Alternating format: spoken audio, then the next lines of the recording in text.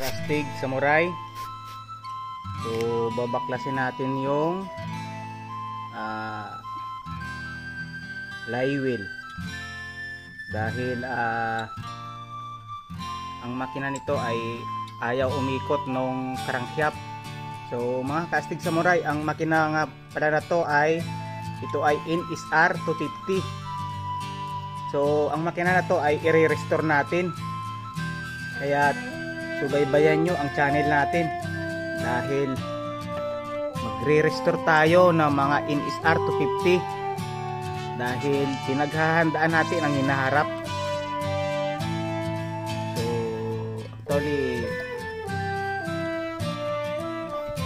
ipapakita ko pala sa inyo ang ito naman yung may pangalan pa so outside. So napakalupit talaga ng pisa ng mga NSR. So isang idea yan na makikita nyo talaga na di basta-basta yung mga pisa ng NSR dahil ito talaga ay racing machine nagawa ng mga Hapon. So ayun na, alam ko lahat yun yan, diba? Kasi matagal na rin akong hindi nagminikaniko matagal na panahon na. So nabaklas na natin yun. So ito na siya. So ayun na yung bearing. Ang tawag sa bearing na yan ay stick bearing. So kung mali ako ay correct nyo na lang ako kung mali ako, dahil matagal na akong hindi nagmimikaniko, mga 7 years na. So natanggal na natin yon. Meron pa siyang ganyan, at kung anong tawag sa kanya ay nako po, parang sa mga Mio ay ganyan din, may mga ganyan din. So pasensya na at hindi nyo madilim dahil nawala yung stud natin. So ayan siya. So ang video nga pala ito ay para sa mga NSR fans. NSR fans lang ito, lalo na sa mga kabataan na gusto matuto magmekaniko. So tumambay lamang kayo sa ating channel at ituturo natin sa inyo, at meron din kayong kunting matututunan hanggang sa kayo ay masanay at makakabisado nyo na ang mga pisa. At pag nakakabisado nyo ang mga pisa ay madali nyo na lang yan dahil ang ating kaisipan ay mayroong brain muscle na tinatawag. So napakaganda di ba? So yun yun siya. So ikot na siya. So dahil tatanggalin natin tatanggalin natin to para maikot natin ang crankshaft. Dahil ang crankshaft ay kinalawang, kaya tatanggalin na natin yan ngayon. So pasensya na at yung camera natin ay nakatagilid. So ngayon ay babaklasin natin ang tatlong ito. Itong tatlo na yan. At pag nabaklas natin yan ay mabibiyak na natin yung makina. So ibababa muna natin to at wala kasi tayong stud. So pakiantay lamang po. So mga kastig, so ipapakita ko sa inyo ang lamang loob ng NSR 250. So tatanggalin na natin to. Ayun So yun. So mayroon sa mga oil ring, mga samurai. At ito naman yung kanyang banda. So talagang pag mahawakan mo yung kanyang bakal ay ibang iba talaga yung mararamdaman mo talaga yung bigat, mga ka-samurai.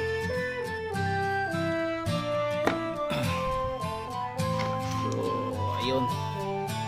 So kaya alam mo talaga na pag na yan, bawat palaging palit ka kasi bawat laro na yan malulusaw yan sa sobrang init Kaya kailangan maintenance yan.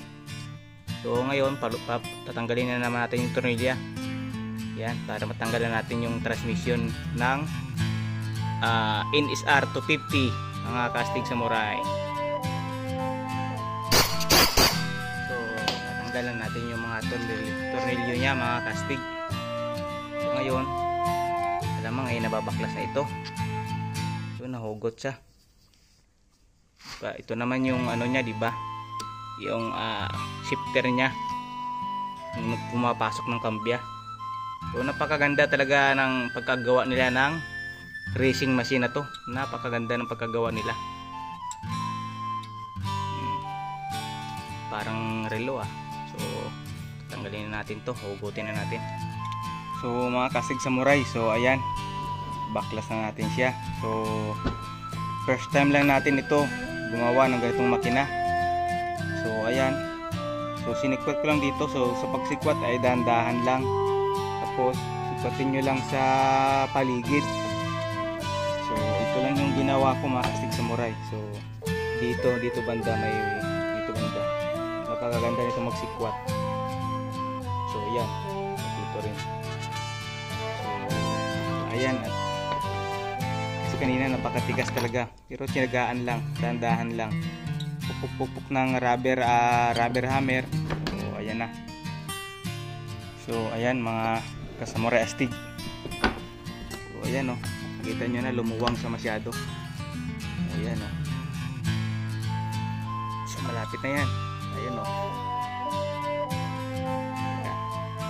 So ayan na mga kasig samurai. Yun. So grabe yung kinalawang, kasi ilang taon na nakastack yan, siguro 4 na taon.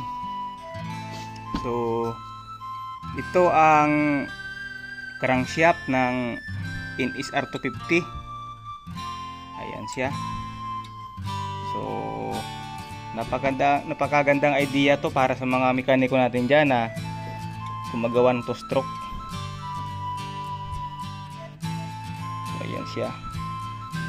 At tatanggalin din natin yung kanyang transmission para malinis natin yan. So tignan nyo naman mga kasig samurai. So dito pala sa kanyang crankshaft ay mayroon oil ring.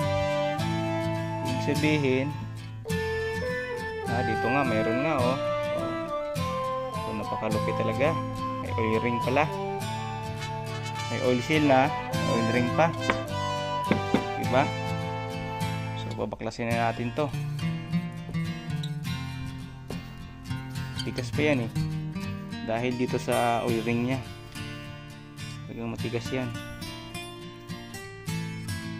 So ito na.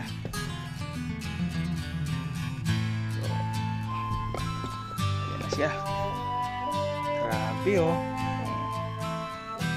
ayan siya. Grabe yung kalawang. Ito ang crankshaft ng Inis R250. Napakabigat.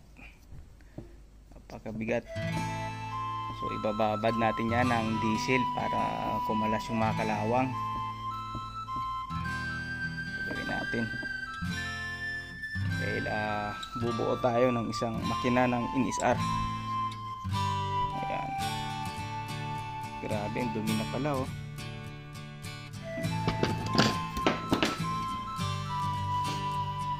Ayan, napakadumi na, diba?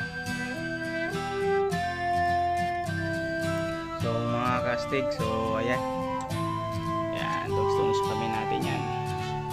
Tanggalan natin. Ito naman tatanggalin natin. So ayan mga kastig, so tanggalan natin. So hugutin na natin ang transmission ng Inis R o RS125. So ito yung gear nya. Ito yung gear ng Inis R125 at saka Aprilia ay iisa lang din naman yan. So wow, napakaswabe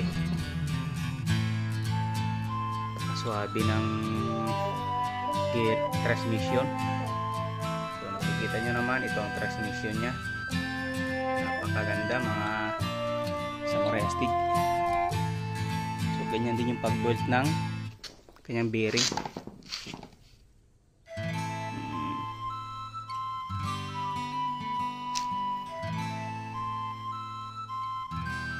Okay. Nagkamali ata tayo ng doon pero kailan yan, hindi naman na yan hindi naman nasisira yan kasi matigas talaga Uy! Kasi first time lang natin yan pero kahit first time lang natin yan matututo tayo yan. Pero andyan naman yung sa loob nya, grabing dumi.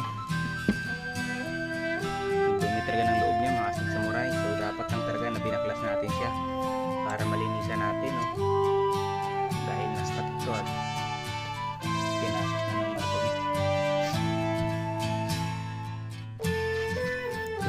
makita nyo mga Astig Samurai, ito yung napakaganda talaga ang pagka-build ng NSR 250 racing machine talaga, kasi yung transmission niya hindi ka mahirapan, talagang ayan na, nakasit na siya,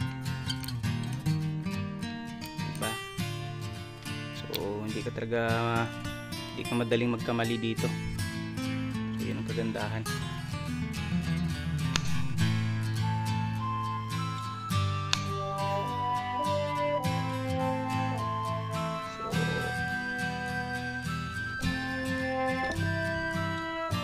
Ngayon ay natututo na tayo paano gumawa ng makina ng 250, kasi nasanay lang tayo sa mga X4 lang, RXT, RS, L2. Dati yun ang ginagawa natin mga tuti. So yung tuti natin ngayon ay na-upgrade naman tayo kahit paano, di ba? Upgrade na tayo ng knowledge natin. So ayos to, magandang balita. So linisan na natin ito mga Astig Samurai. Okay, mga Astig Samurai, maraming salamat sa walang sawa niyong suporta sa ating maliit na channel. So abangan nyo lamang ang susunod nating kabanata tungkol sa makina ng NSR 250cc. Minasan, maraming salamat po.